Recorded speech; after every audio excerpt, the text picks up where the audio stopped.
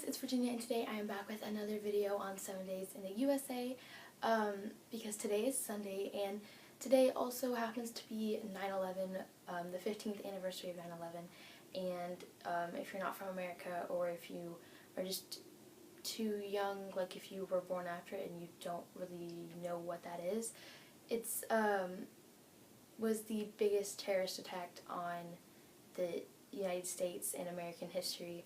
And I know this is kind of a sad topic, but I really didn't want to just skip over it, because, you know, it deserves to be talked about.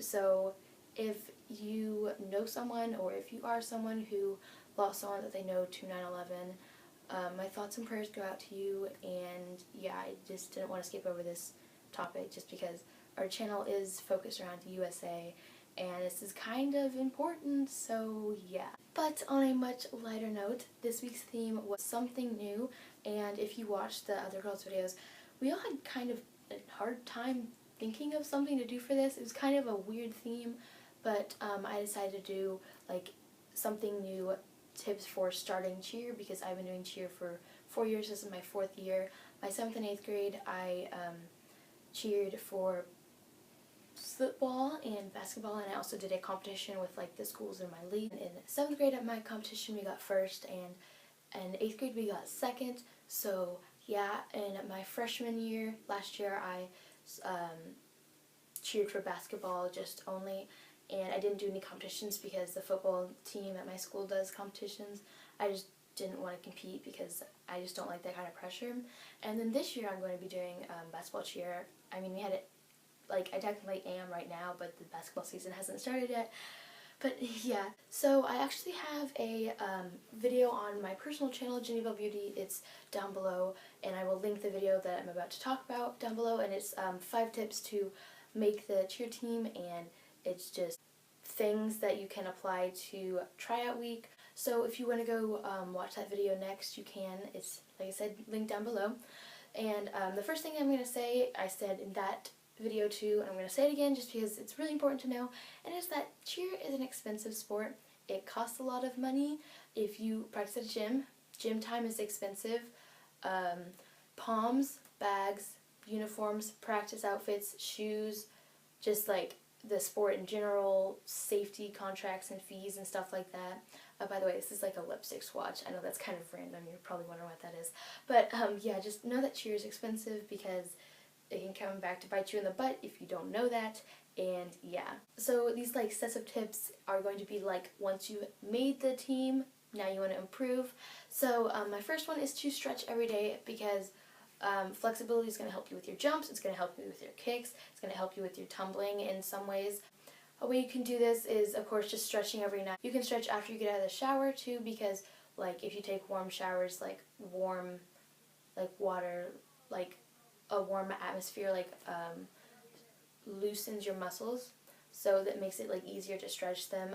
You can just like sit in your living room floor and do homework while you're in a straddle or in a split, or while you're watching TV or YouTube. Just stretch every day because it'll help you.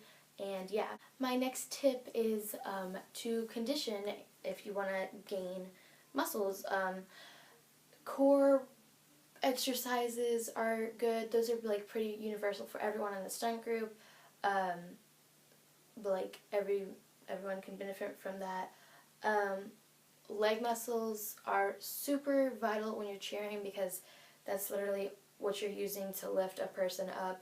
I flew last year, I've flown before, I still fly sometimes. I've gotten more into basing this year, though.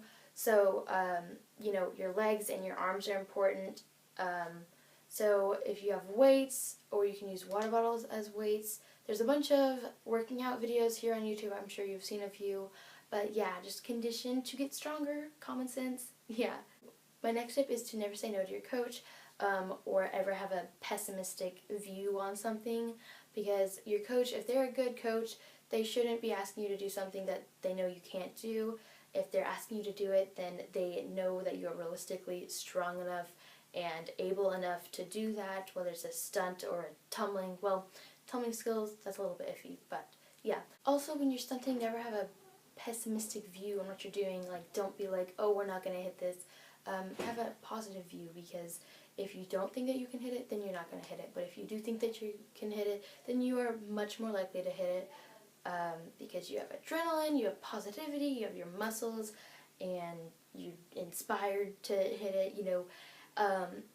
Like the way that your body is can affect your mind. So if you stand like this for 2 minutes versus if you stand like this, you're going to be happier, more confident. This is like a scientific study. If you've heard about power poses, that's what they are, and it can affect your. It can be like that, vice versa. So however your mind is set, your muscles and like your body's going to react that way. My next tip is, especially if you have a bunch of like dances and cheers and stuff that you need to learn. Like my team has 100, like over 100 cheers, I think, not including like sideline dances and half times and floor cheers that we do during half times and stuff like that. And I remember it was like one practice before the season started last year, and they tried to teach us all those cheers in one day, and it was a mess. But just practice, get a list of cheers, take videos of your teammates doing cheers, have your coach send you the music so that you can practice it at home. This kind of goes along with practicing the music, but it's to count in your head, because especially with long routines, like one of our halftime dances last year was 22 8 counts, which, if you don't know what that means, it's counting to 8 22 times. That was all dancing. And so you gotta remember that, and you gotta stay on time with the music. So counting really helps. The next step is to ask for help if you're not getting something. If you want to know what you can do better, ask just your friend on the team, or just someone who does something really well, or just someone who's good at dancing. Take a video of them on your phone or whatever, of them doing a cheer or dancing, or whatever, and just ask for help.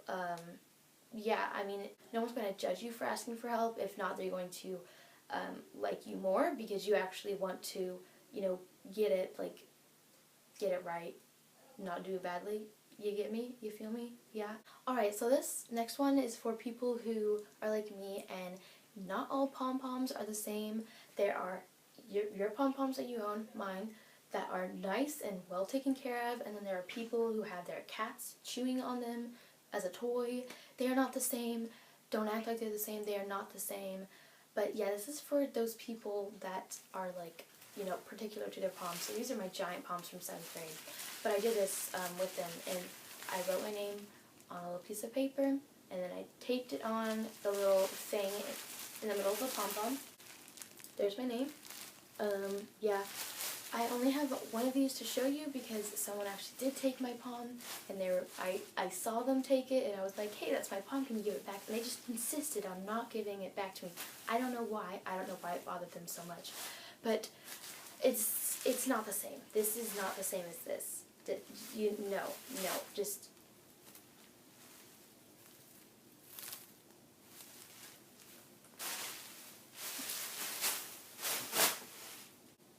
Okay, my last thing that I'm going to say is how to achieve a good high ponytail and how to put your bow in. And this may seem basic, but there's an art to it, so I'm just going to explain that here. Okay, so if you want to achieve a high ponytail, you're going to start with your hair down. You're going to need a hair elastic, your bow, and a brush. And for me, the easiest thing for me to do is just flip my hair over and just brush it out so that there are minimal bumps. You can't get rid of all of them, but this is just what I do because this is how I can get the highest ponytail. And I just get that, and I put that in a ponytail with my hair elastic.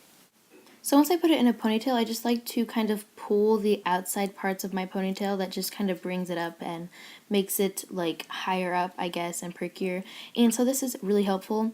So when you put your bow in, just place it how you want it, and then wrap the hair elastic around. I remember in 7th grade, instead of doing it this way, I would start off with it like upside down or right side up, and like spin it around my ponytail instead of like spinning the elastic around my ponytail. It was just complicated.